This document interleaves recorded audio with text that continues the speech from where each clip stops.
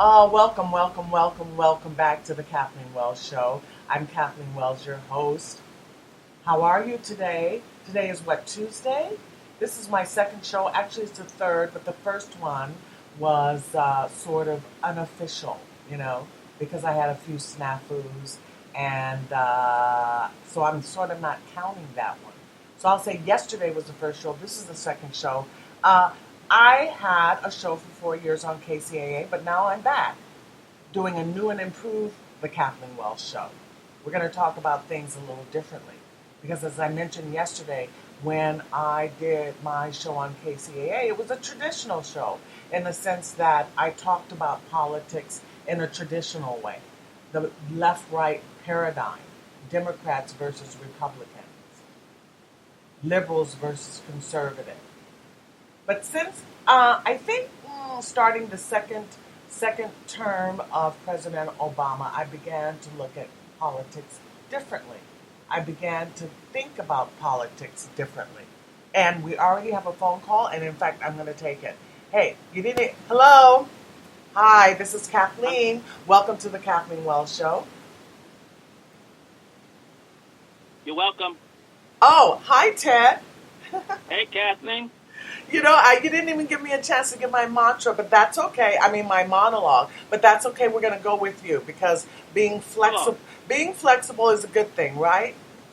Yes, ma'am. But go ahead with your monologue. I want to hear what you got to say. No. I want you to go ahead. Who we have on the line, listeners, is Ted Allen, who is a black activist in Los Angeles. He's been an activist for very long.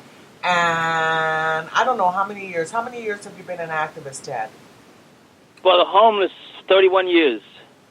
I've seen it all. He's seen it all.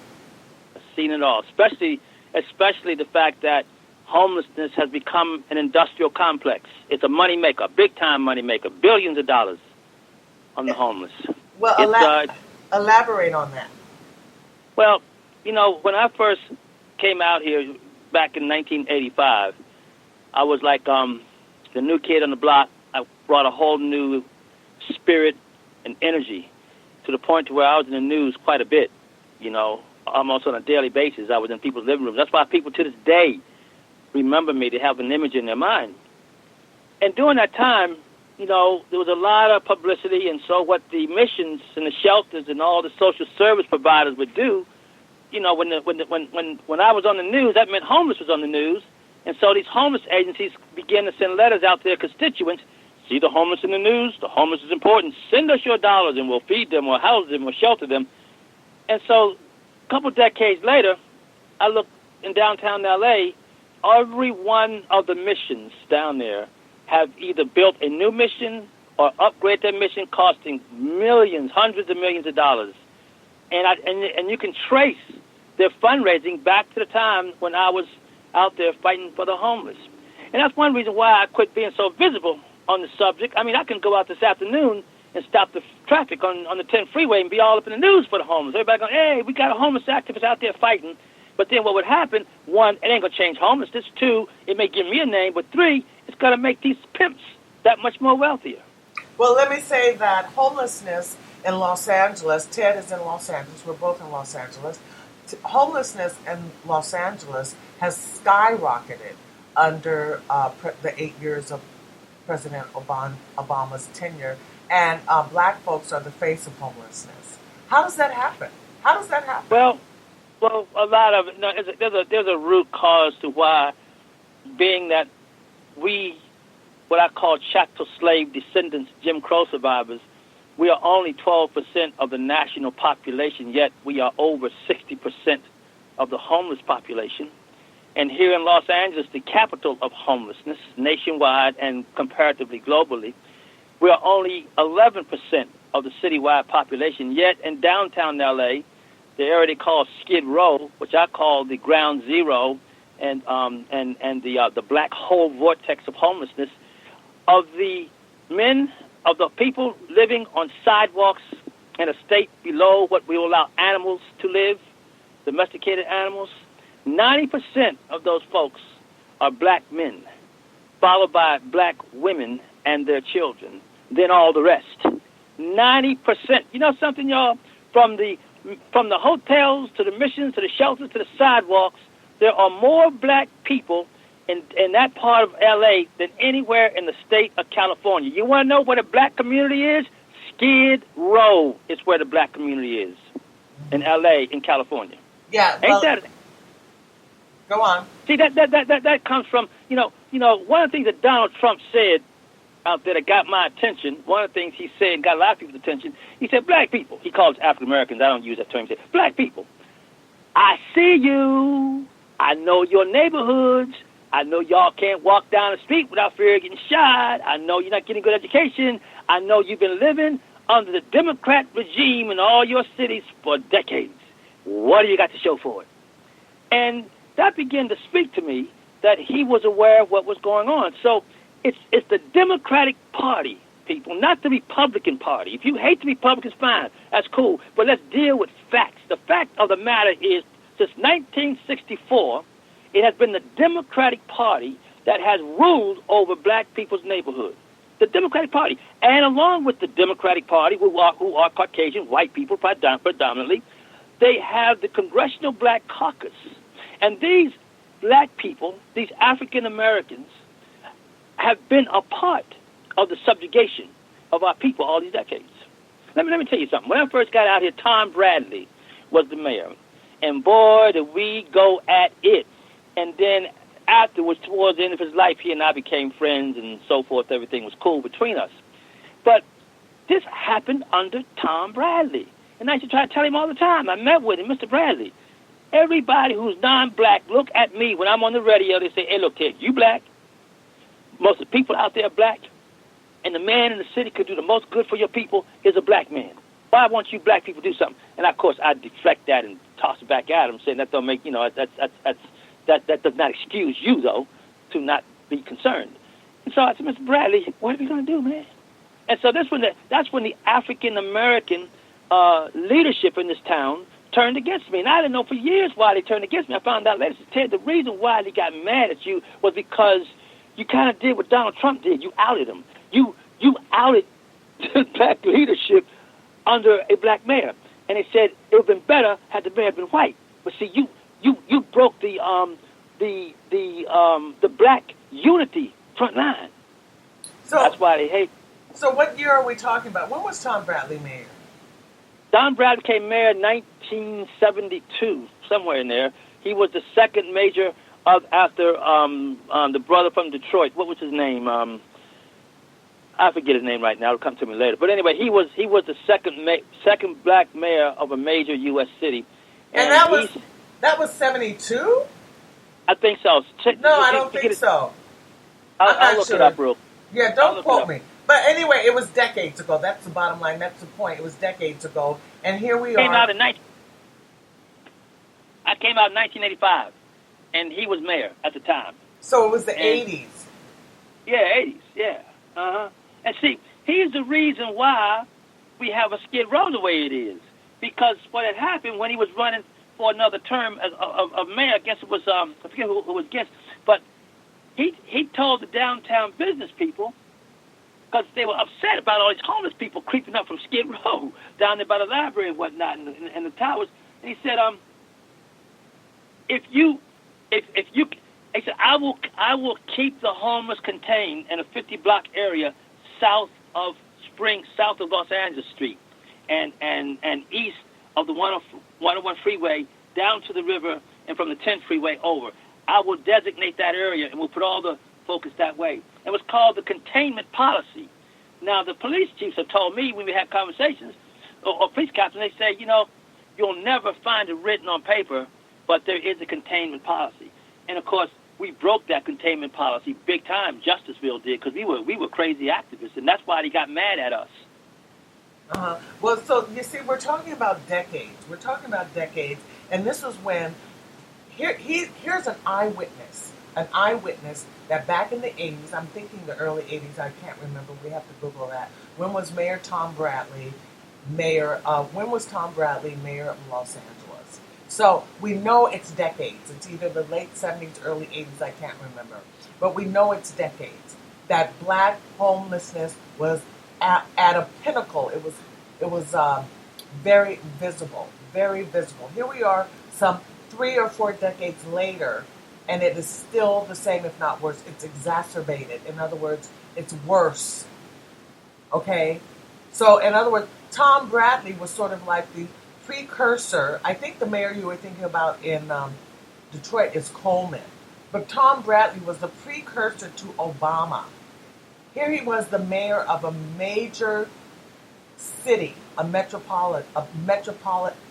word I'm looking for? A major urban city.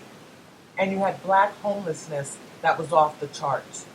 Fast forward 4 decades now, and what?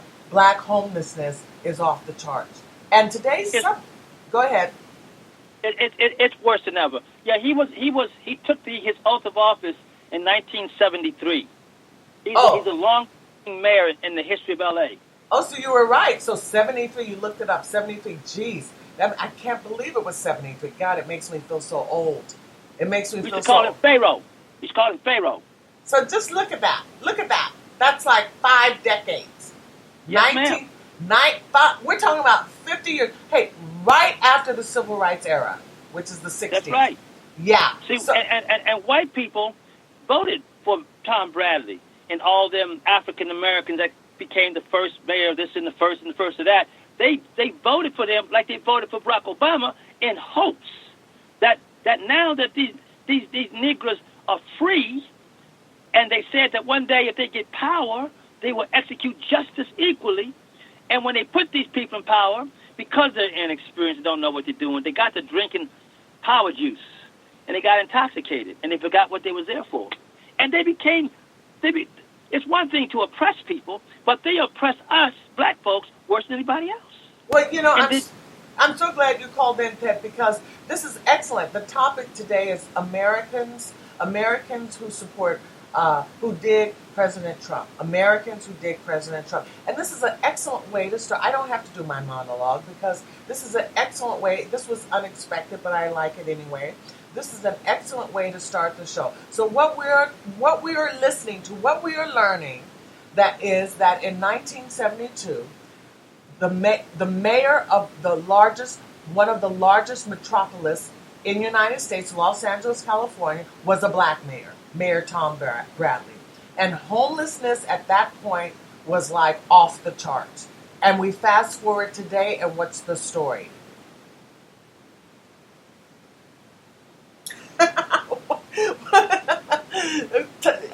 Ted, we fast forward today, and what's the story? All right, my apologies. Well, let me say this to you first, give you a little bit of foundation, which you'll understand why today is the way that it is. It was in 1985 when I showed up and began to pump the homeless situation. He was awarded the Spring Garden Medical from the NAACP. Now, what does that tell you? When all the people downtown were black folks, they're going to award this man a medal in 1985 after almost 2 decades of leading. He couldn't get his folks off the streets.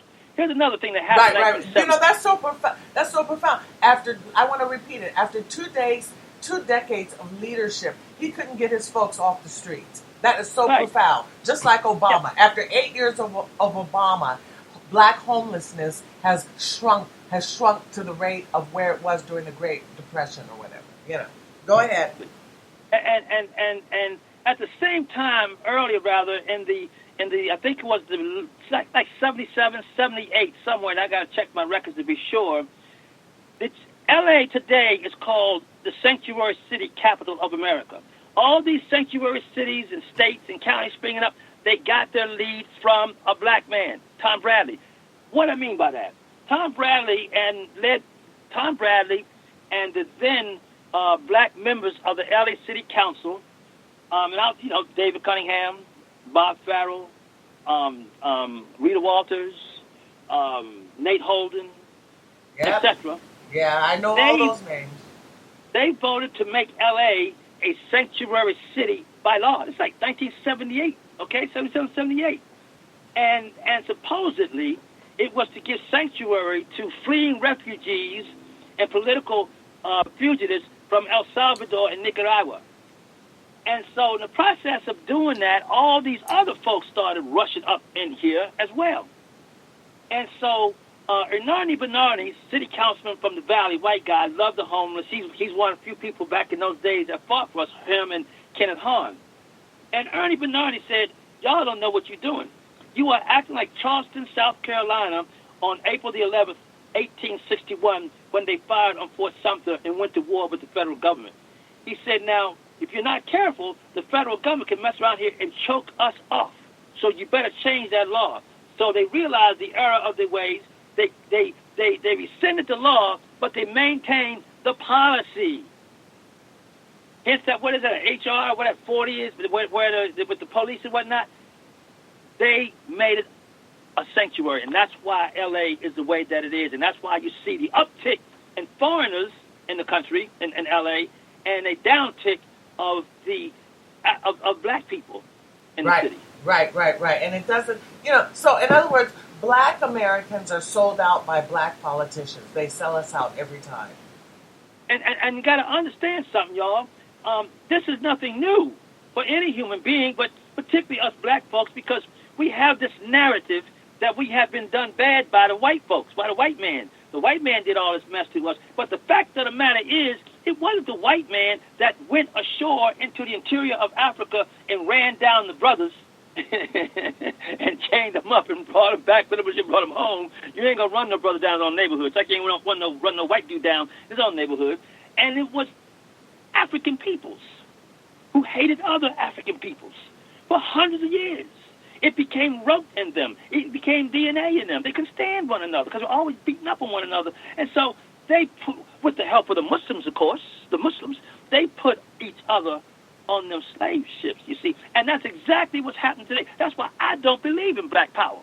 I don't use that term. I dropped that term. That's a fake news term. We've been trying to build some kind of black power base, and all we've been doing is getting worse and worse off. You hear white people talking about white power base or the brown or the red or the yellow. We the only ones hollering at black power stuff. It's really, in my opinion, a cultural tool more than a practical means by which to liberate ourselves. So skin color don't mean nothing in this game. You could be jet black as jet black, but if you ain't on the right track, you're gonna be done in by your own. Okay. And everybody's scratch their head and say, what's wrong with black people?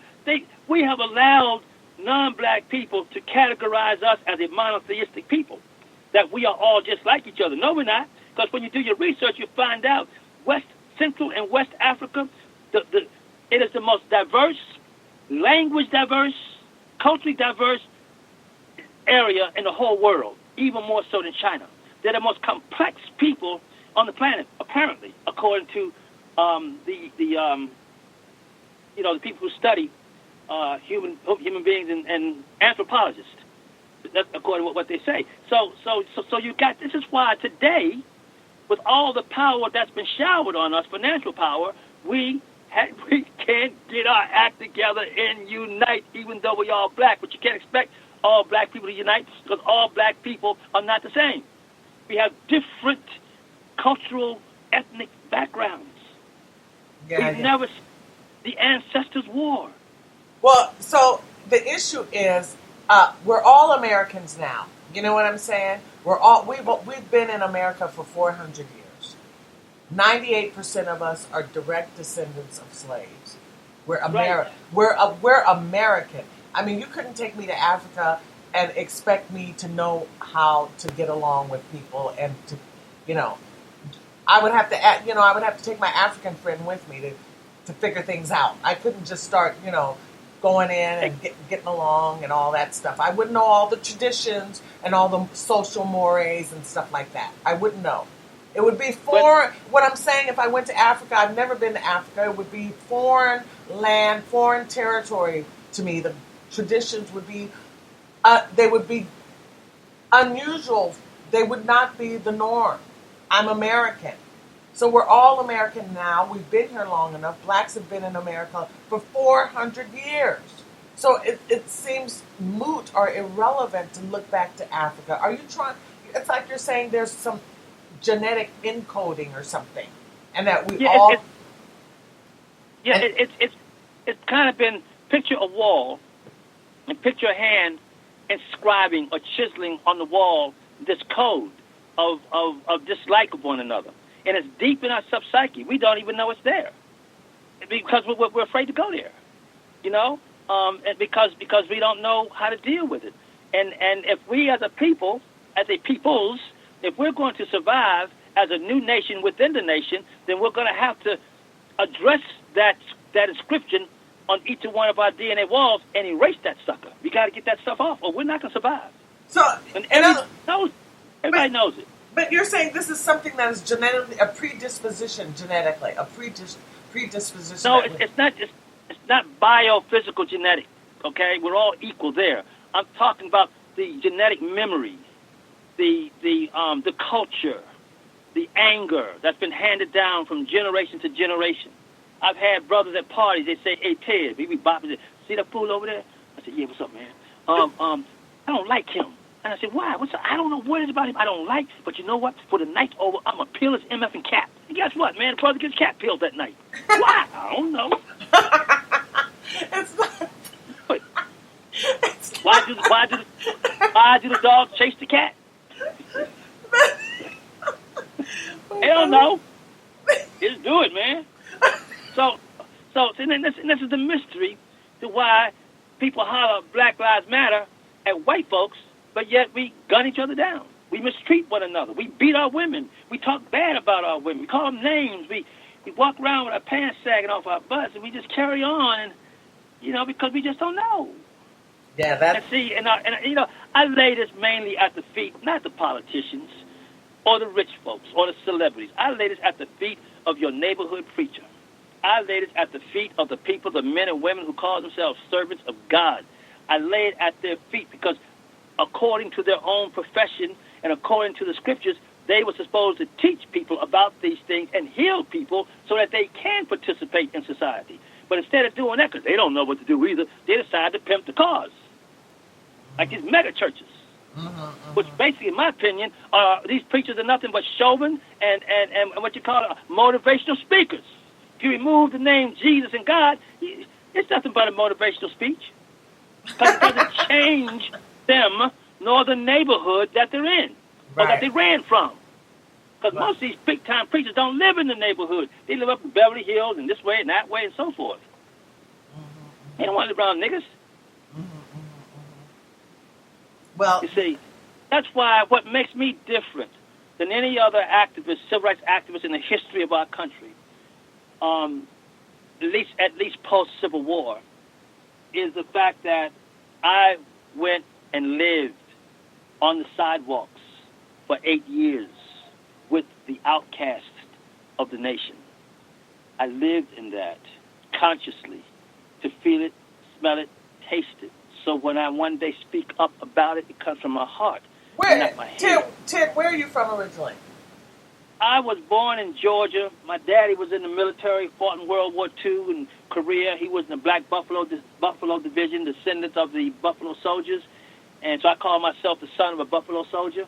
And I traveled to France because my dad's military, lived in Alabama, and then finally went to Maryland, lived there, and that's where I grew up as a teen in Maryland. And then north of Baltimore, a little town called Aberdeen, military town. We called Baltimore, even back in them days, BMO. BMO. What do you mean by that? Be more careful. And so I grew up there, and then at 19, I got in trouble for some of my black militancy activity, and of course I was dealing some drugs in the community, and so they wanted to get me, and I was going crazy anyway. I was losing my mind, so I dropped a tab of Blue Dot acid, this Puerto Rican dude and I, and we decided to hitchhike to California. We came out here, and then out here in California, I had a complete epiphany in my life, turned me completely around. I went back east, back to my family, eventually became what I thought was a minister, Jesus people minister, and then I got married and had 4 children, and I have now 4 grandchildren and 1 great-grandchild, and so that's where I'm from. And I've been here in Los Angeles for the last 35, L.A., Southern California, the last 35 years. I used to live in Riverside, down by Tyler Mall, off the 91 freeway. So what made you decide to get involved in the homeless issue? My big mouth. You know, I'm like most people, but I'm more eloquent with it. Complain about the white man. complain about the churches, complain about the preachers, complain about the government, complain. And when I complain, I get the Bible out. See, and I would even show Bible scripture. And one day, I know some people don't believe, God and all that, but one day what I believe is God spoke to me. He said, "Hey, Ted," I said, "Yes, sir." He said, "You know what?" I said, "No, what's that, sir? You talk too much. You got a big mouth." I said, "What? What do you mean?" He said, "Look, if you know so much about what's wrong, about the homeless and all that out there, why don't you go do something about it? Express yourself." He said, "In fact, don't bother talking to me until I see you in downtown L.A. at the 1985 Christmas time, tent city." And, man, I was miserable. And so after struggling with myself and whatnot, I got my friend. He took me downtown. As soon as I came down by City Hall on Spring Street and I saw those two big old white tents for the homeless in front of the L.A. Times building, I had an epiphany, and I knew what I was going to do for the rest of my life. And I could have been any kind of activist, but I learned that the best kind of activist is the homeless activist, because from that foundation, you can deal with a whole lot of things, including the environment issues around homelessness. You can address the environment, because we deal with the environment all the time. So let me ask you, do you think that most of the homeless folks are mentally ill and are on drugs? The second is more like it. Mentally ill, no. I think there's a very, very minuscule few who are clinically mentally ill. The rest of them basically have some emotional issues who ain't got emotional issues, okay? Most of them, what we do out there, human nature says if you can't get out of something, instead of suffering, embrace it. Embrace it, become part of it, and you don't suffer no more. In fact, you find, I say, the homeless people out to the sidewalks who won't go into the shelters and missions, and you can't pay them $20 an hour to work again. Those people have found tranquility in their misery. So you can't go there, but they found how to survive there and enjoy it. You go downtown, for example, and you look into the faces of homeless folks. You ain't going to see nobody angry, mad. Let's see, angry, mad, somebody did something to them. You're going to see people down there playing cards, shaking the booty, listening to their Walkman, dancing, jiving. I don't see them yelling at the police and the white man. They living at large. And see, now they've acclimated to that. They're like the slave that wandered off the plantation, tasted freedom. That slave would rather die in the filth of the swamp than go back to that plantation. That's where they're at. That's why I learned how to deal with this issue like nobody else in the country knows. Well, so how do they eat every day? I mean, that may sound like a silly question, but how do they eat every day? They go to missions, shelters, people bring them food. One guy went to, look at them, they ain't skinny. Them people, a lot of people, they really doing good. They ain't worried about no clothes. People taking care of them. They'll put up a little bad weather, and the cops chase them around here and there, but the cops can't touch them no more. It's paradise. I mean, that's not paradise. Come on. For you, it's not. For you.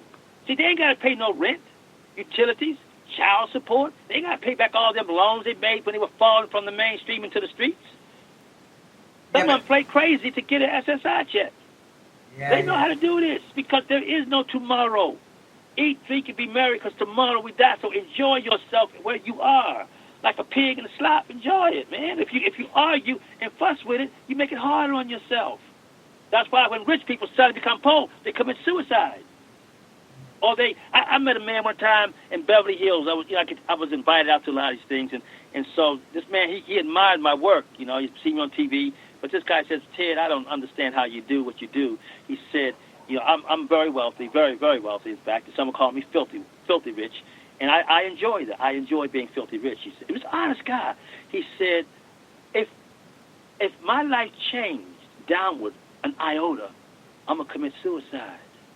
I cannot live like that. I said, I understand, sir.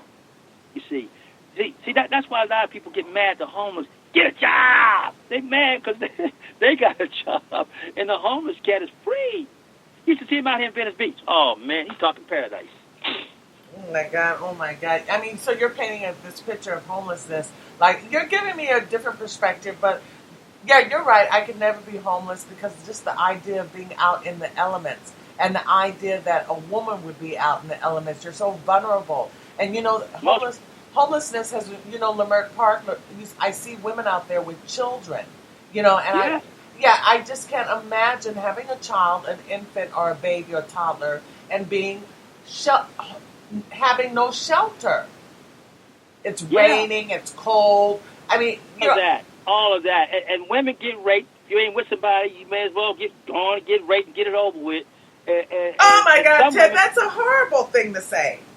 I mean, I know it happens, but just like, and get it over with. I mean, you're saying this is the attitude that these people are damaged. So, you know, one of the questions that I wanted to ask today when I did my monologue is what is important about life and living? And what is important about life and living? What is it about? What's it about? I know, and that has been the age-old question ever since we've been here as human beings.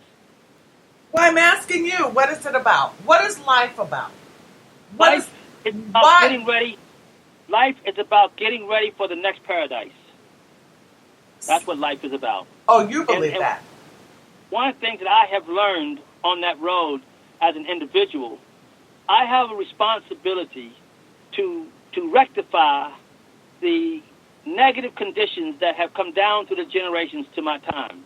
My job, I'm not guilty for what happened in the past. I'm not guilty because I wasn't there. But I am responsible to prevent the consequences of the past from going into the future, unsuspecting future generations. In other words, I'm a guardian of the future.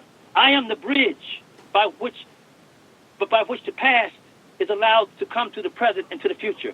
If you are negative and destructive, you cannot come. I will block you from coming through. That which is good, you can come through. And every human being on this planet that has cognizance, that is their responsibility.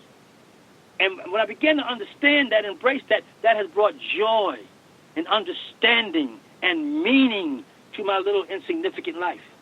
I'm doing something. I was born to defend the future. Okay, so I want you to you sort of touched on it a little bit, but tell listeners to the show why you support Donald Trump as president. Why you support him as a black man. I never cared for Donald Trump. I never saw a full episode of The Apprentice. I didn't like his look. I didn't like his attitude. But I had nothing against him. He was rich, doing his Playboy thing. Cool. When he announced he was going to run for president, he spoke code to me. This is what he spoke to me in code. He said, I'm going to end illegal immigration by building a wall. Building a wall is a sign of ending illegal immigration. He said, hey, black people, I know who you are. I know your community. I know what you're going through, and I want to help you. Then he said, illegal immigration is the greatest threat to black people. So run the tape back. So when he announced his candidature for president, he said, black people, I know what the deal is. Hint, hint. I'm going to defend you because according to the Constitution of the United States, as president, I have a duty to defend the nation's living treasure. Because if we lose y'all, the nation is lost. It's built on your back. Without you, we wouldn't be a United States. I think Trump understands what Abraham Lincoln came to understand. This nation shall not go forward without us. And see, and the biggest threat to us and the nation right now is the theft of the 14th Amendment, which allows people who are born of mothers illegally in this country, who allows them to be citizens. And when them people grow up, they become 18 years old, the voting age. And they say the illicit Hispanic Latino population, every year, 800,000 17-year-olds become 18, the voting age. That's why they say, hey, we ain't no rush. It's just a matter of a generation, and we're going to take over anyway. And the problem is these people are voting. And that's what Donald Trump was talking about, illegal voting going on. And those people are the ones who are going to take our place. The day, Kathleen, that the illicit Latino Hispanic population outnumbers the legitimate 15th Amendment black population in federal voting, that's the end, technically, of black people, and is technically the end of the United States of America. And there's certain socialist elements who have captured the Democratic Party and turned the Democratic Party into their work dog, their beast of burden. They understand that to break the back of America, you must go through black people.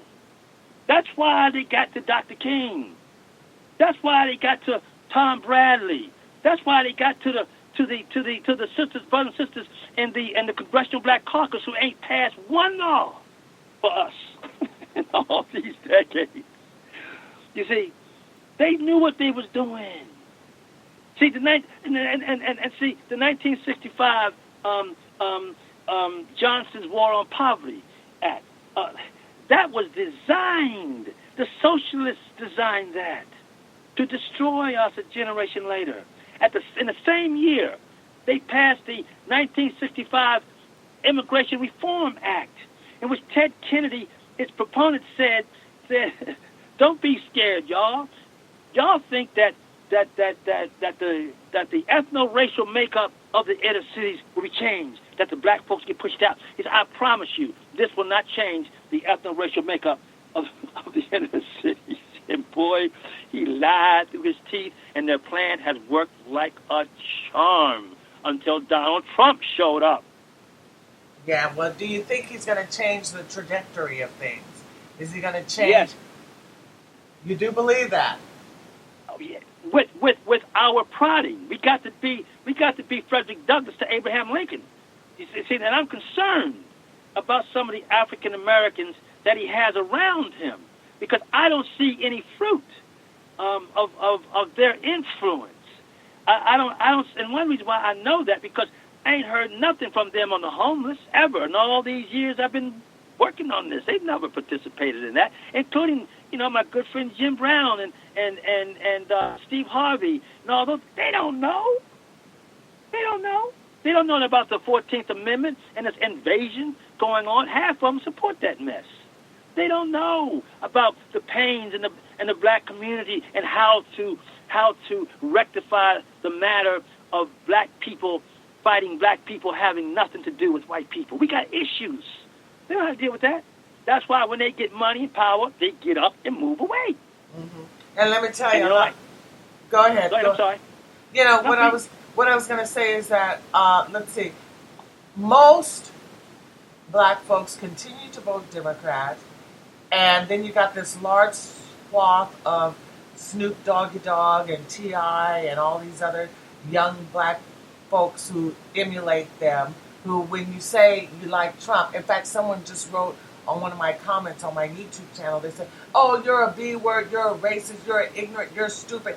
They start the name-calling stuff when you let another black person know that you are a Trump supporter, you support Trump. And even white liberals now start to do it. "Oh, you're a sellout, you're an Uncle Tom, you're a Sambo, I'm sure you wear a blonde weave." What do you say to those folks? I don't. I don't say nothing. I don't, because I know in their heart they know they're wrong. And oh, you think in their heart, they think they're wrong? Oh yeah, they know they're wrong. I've talked to congresswomen, black congresswomen, in their office about this. I talked to Danny Davis about this from Chicago. They know what's up. They know what's up. They know the Democrats ain't no good for us. They know the Democrats held us as slaves, and that's the Democrats that has us hollering reparations today for what happened yesterday. They know that, but every one of them told me they just don't trust Republicans, and I don't blame them. I don't trust Republicans. I used to be in the Republican Party out here in California for a while, but when I got close to the inner workings of the party, man, these people ain't Republicans. They're not Republicans. I don't know what they are, but they ain't Republicans. They look more to me like a lower form of Democrats. They Democrats, my opinion. So I got a bet. I've been blackballed in the Republican Party, LA County. Oh, really? Oh yeah, man. I was part of a rebellion. We tried to take the party over. We tried to take over the party. But I think Trump doesn't. He's more like a Whig. He's not the establishment. He's not an established Republican. Wouldn't you say? He's not an established politician. So that's why. No, Go ahead. You're right. No, he's an established politician. He's another kind of. If you would have put me up against Donald Trump to be president, I think people chose me before they would chose Donald Trump. Knowing that Donald Trump, Ted would have been president for Donald Trump. Because what I'm saying to you is, this man came out of the freaking blue. Nobody expected a multi-billion-dollar genius playboy could actually run for president and win it big time. Well, you Nobody know, believes it. but he said 30, you can see videos where he's been talking about the fact 30 years ago, I think it was even Oprah Winfrey asked him, why don't you run for president? So this has been in the ether. This has been in the air around him for decades, 30 years.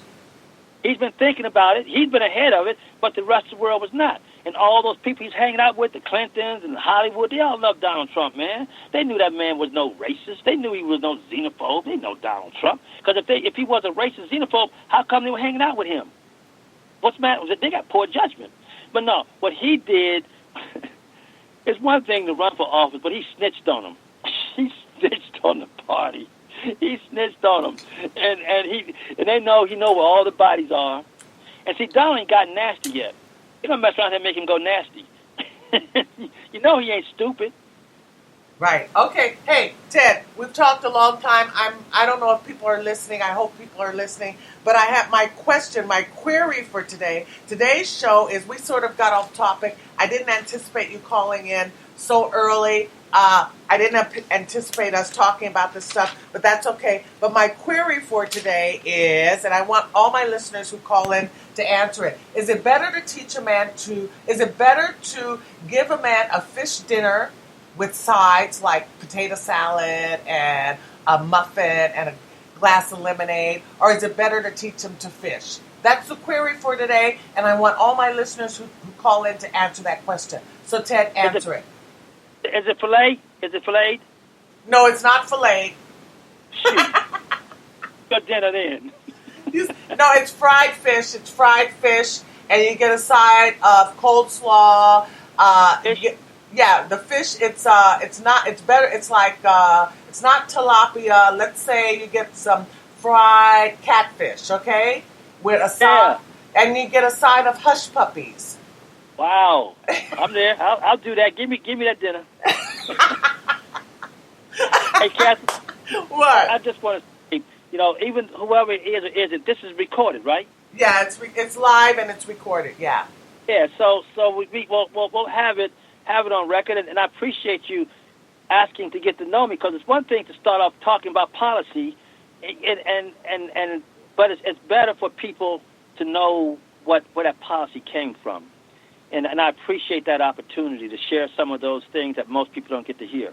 And I hope over the days, the weeks, and the months, as your unique approach to radio, internet radio, grows, I'm hoping to be able to contribute from time to time and to continue supporting you like that. Oh, I appreciate it. Of course, the door is always open. So, hey, folks, listeners out there, we're speaking with black activists in Los Angeles from Georgia originally, Ted Allen. Why don't you Google him and see some of his videos on YouTube, and you can see. Kathleen. What? Kathleen. That's Ted Hayes. Oh, I'm sorry. Hayes. What did I? Who? Oh, I was. Allen. You know what? Who I thought you were? The billionaire. I thought I was talking to the billionaire. Isn't it Ted Allen that was with Microsoft, and he now owns a basketball company, not a basketball company. I'm sure I don't follow that close. I don't hang out with billionaires. I'm sorry. I can't believe I said Ted Allen. Or maybe that's the comedian. I don't know. But anyway, it's Ted Hayes, the black activist, Ted Hayes. Why don't you guys Google it and see some of his videos out there? He's going up against the pro-illegal immigration folks. It's something to see. It's interesting. He was on RT recently. But I'm going to hang up with Ted, and I'd like someone to call in. The call-in number is 323-522-5899. And the query for today, is it better to give a man a fish dinner or to teach him how to fish? That's the query for today. I want listeners to call in and answer it, and also tell us why they are an American and a Trump supporter. Do they believe in America first? Thank you, Ted, for calling in. Kathleen, thank you for what you're doing and for your leadership and for your pioneering. Girl, you ain't scared of nothing. We appreciate you. Bye. Thank you. Bye, everybody. So we were just listening to Ted Hayes. I got it right this time, right? Ted Hayes. And I want some of you guys to call in and answer the question for the day. The question for the day is it better to give a man a fish dinner. It can be any fish you want: tilapia, salmon, catfish, maui maui. What else? Oh, you know what? You know what fish I like? I love that monkfish. That is so good with garlic and butter and lemon juice. So is it better to teach a man to give a man a fish dinner with all the sides, or to teach a man how to fish? So that's the question that I want my listeners to answer. Is anyone out there? Is anyone listening? Is anyone listening? Today's show is Americans who support Donald Trump. Americans who support President Trump. Americans who believe in America first. You're gonna tell us why you believe in America first. Hey, you know what? As I said, I had my show on KCAA for 4 years. So it was about a year I was on hiatus, much longer than I anticipated. On hiatus, much longer than I anticipated. But during that hiatus period, I was able to watch the 2016 campaign up close and personal. I mean, I watched everything. I was intrigued by it. And there was nothing. I mean, there was nothing that Hillary Clinton said that got me, that inspired me, that made me feel that I could sink my teeth into. Actually, I knew that Hillary. I knew I wasn't going to vote for Hillary just on the simple premise that her husband had already been president. That was sufficient for me. But then I also did some research, and I saw that she supported the 1994 crime bill. She went around championing that bill across the nation. Also I saw what she had done to the folks in Haiti, the Clinton Foundation, taking advantage of the folks in Haiti. Then I thought about, that in and of itself is horrific. And, how those black folks could, in the South or wherever they are, how they could vote for Hillary Clinton is amazing to me. It's shocking, What it says to me is that they're fearful because even if you couldn't vote Republican, you could abstain from voting. Because abstaining from voting is also sending a message. Not voting also sends a message. And it sends a message to both parties, but particularly the Democrats. It sends the message that, hey, you no longer own my vote. You've put the DNC, the Democratic Party, has put Hillary Clinton. I do not support her. I do not endorse her. So I'm saying to you, the DNC, to the Democratic Party, I do not support what you have done. So I will not vote. See, that's a message that you're sending to the Democrats. But no, most blacks, I don't know the percentage, I can't remember. I think it was maybe over 90%, got up and voted for Hillary Clinton. Did the same thing that they've done before. Voting Democrat. I think it's a fear. But you know what? Ted touched on something that was very interesting. This do I want to call it this imprint that is on us as descendants of slaves that comes from Africa. I guess some of us have it more than others. I don't know, because we're mongrels. We're all mixed up. None of us are pure African. If we're Americans, our grandparents and our ancestors are all different. We're all mixed up, right? So I don't know the degree, but I know that there's a lot of mistrust, a lot of infighting, a lot of, betrayal. Black America was betrayed by Tom Bradley starting in the 70s. That's coming right out of the Civil Rights Movement. It's like, I almost feel like we never stood a chance. We never had a chance to get our head above water. Because as soon as we got out of the Civil Rights Movement, here come the immigrants. Here come them piling immigrants on top of us. But for Black Americans, but for the Civil Rights Movement, immigrants from non-European countries wouldn't even be here in America. They would not have the opportunity to be here in America. Anyway, it's, let's see, what time is it? No one's called in yet. I have some messages in Spreaker, in the chat room. Let me see what folks are saying.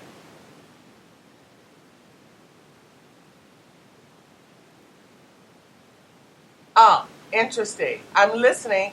Andrew Perrin says, great show, Kathleen. Thank you. He also says Trump is extremely hardworking. Nothing is easy about him. Oh, how do I scroll up and get more comments? Anyway, I don't know.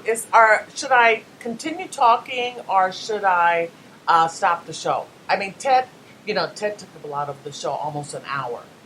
What do you guys think? I don't know how to get the earlier chats. Hold on a second. Let me take a look if I can say something. I'm going to write something in the chat room.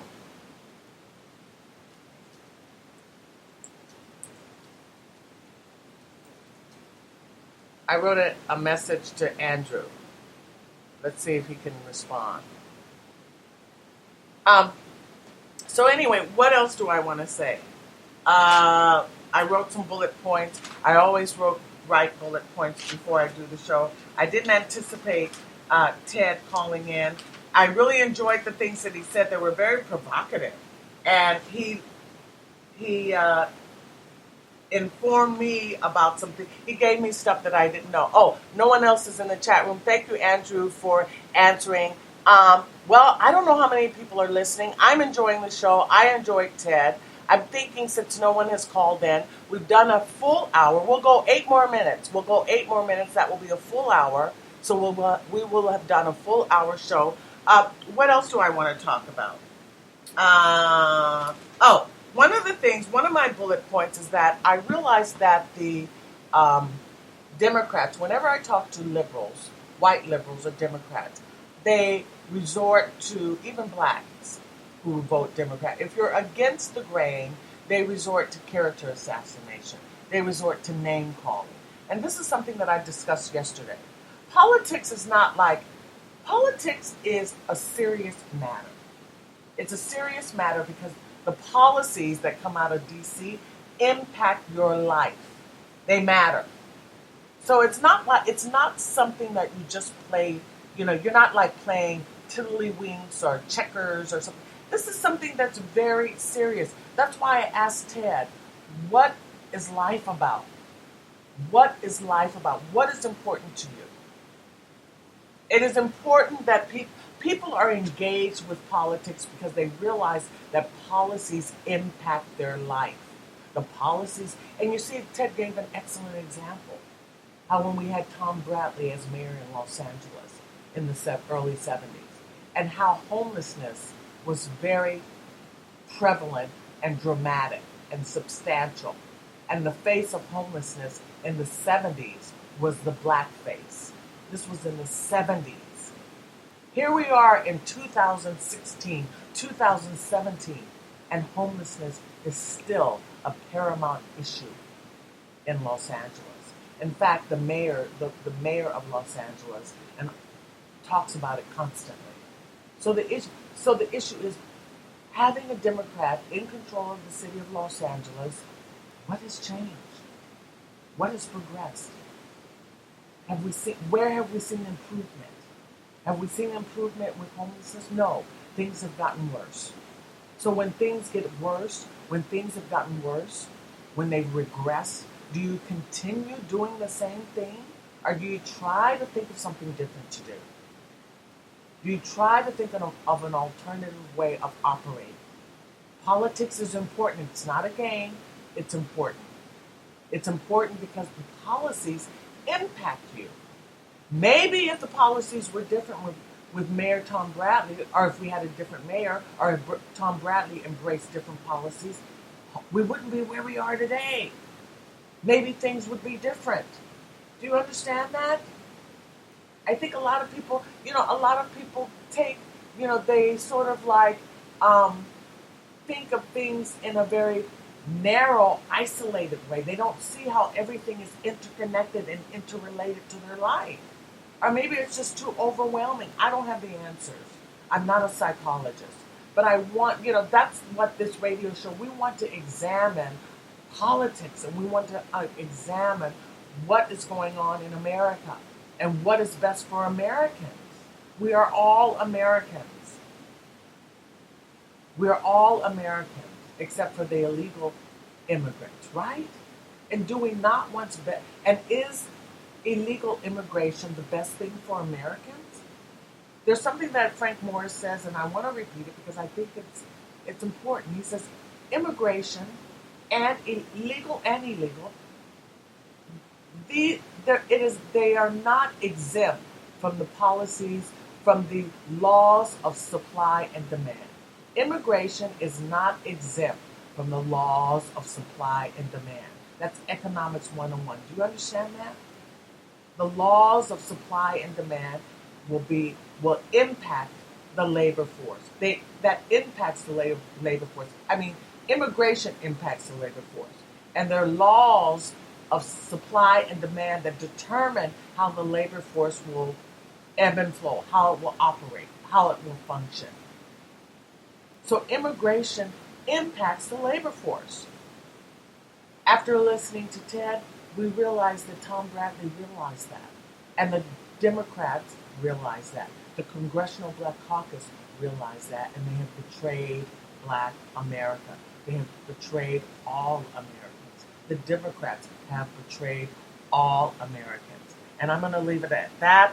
And this is the Kathleen Wells Show. And I think we'll be back tomorrow, possibly. I'm not certain.